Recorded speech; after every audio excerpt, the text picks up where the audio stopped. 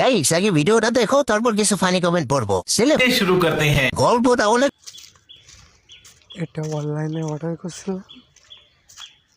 কোন অর্ডার যে করছিলাম তিনটা চশমা থেকে 2,000 টাকা। আচ্ছা, মোটামুটি ভালো চলে। চশমা তো এই 1,050 টাকা দেয়, এই তো না পোষাবে না, একবারে লস। আর অর্ডারের কথা বলছিল, সেটা হলো 2 নম্বরের কথা। এর সাথে একবার 2 নম্বরের কথা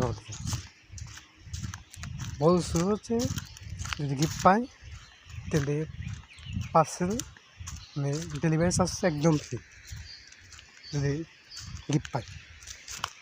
সব একটা গিফট পাইছি, ডেলিভারি চার্জ আগে দিতে বলে।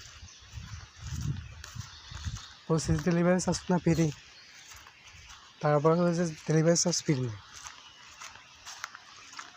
আমি বললাম কী হয়, 3টা চশমা মোটামুটি চশমা তো ভাবে চল না,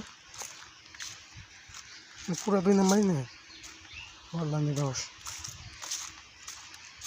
কেমনি কি চলবে বুঝি।